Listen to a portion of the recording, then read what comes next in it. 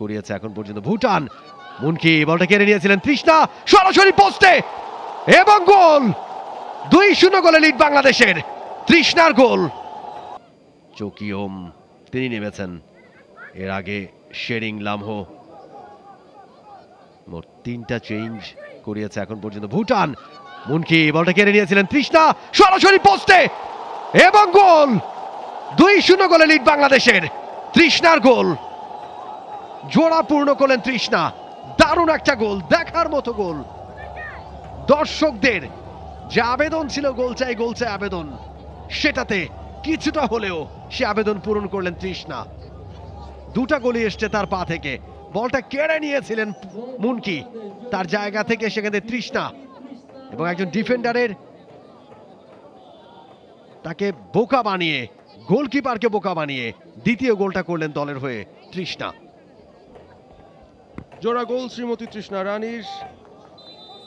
যে গোলের খোঁজে ছিল বাংলাদেশ, সেই গোলটা তারা পেয়ে গেছে। 2-0 লিড।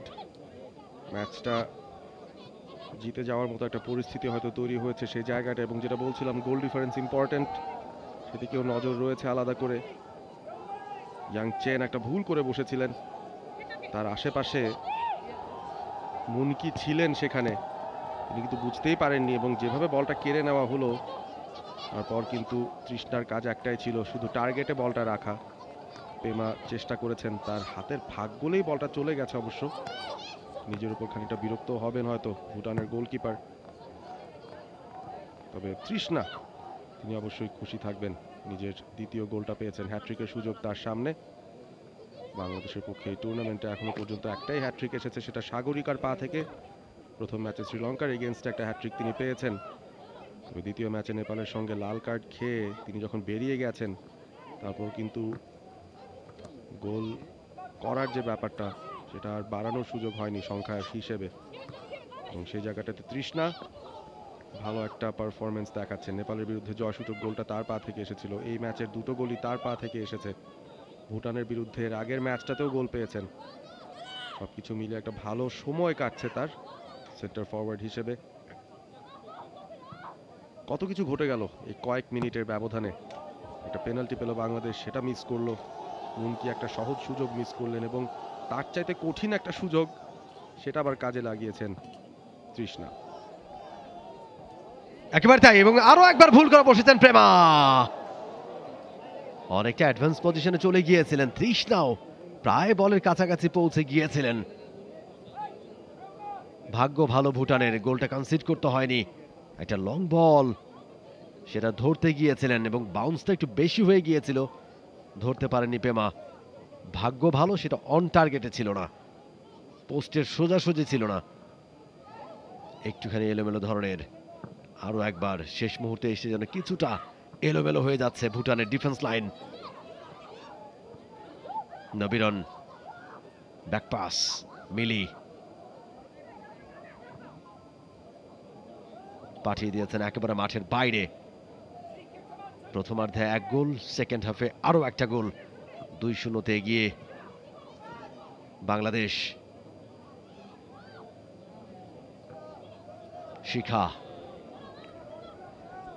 ট্যাপ করতে চাইলেন, রাখতে পারেননি টাচলাইনের বাইরে। সেন্দু,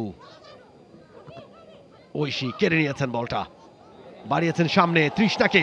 তৃষ্ণা বলের কাছাকাছি পৌঁছে গেছেন, আরো একটা গোলের সুযোগ সরাসরি পোস্টে, তবে এবারে গোলকিপার পেমা তিনি ছিলেন লাইনে, ধরে নিতে কোনো অসুবিধাই হলো না। আরও একটা ভালো সুযোগ, ঐশী সুন্দর লে অফ করেছেন, এবং গতিতে তৃষ্ণার সাথে পেরে ওঠেননি।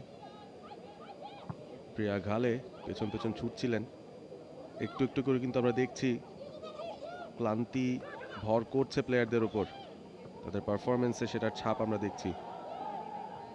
প্রিয়া ঘালে আবারও বল নিয়ে লড়াই করার চেষ্টা করছেন, সেখানে উমেলা ফ্রেশ লেগ।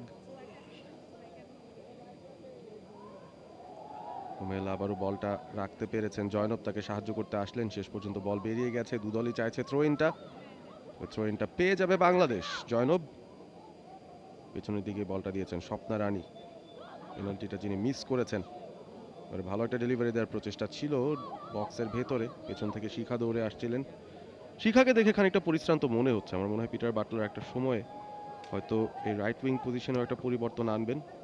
রুমার হেডার, কেলদেন ফার্স্ট টাচে বলটা প্রতিপক্ষের সীমানায় ঢোকানোর চেষ্টা করেছেন, তবে লাভ হয়নি। তৃষ্ণা লড়াই করছেন বলটার জন্য, ক্লিয়ারেন্স সোনামের কাছ থেকে। থ্রোইনটা পেয়ে যাবে বাংলাদেশ। গোলের খোঁজ করছে, খানিকটা তৎপরতা আমরা দেখছি বাংলাদেশের খেলার মধ্যে, অনেকটা ডাইরেক্ট ফুটবল তারা খেলছে। For more updates, subscribe to our YouTube channel and click on the bell icon. Follow us on Facebook and Instagram.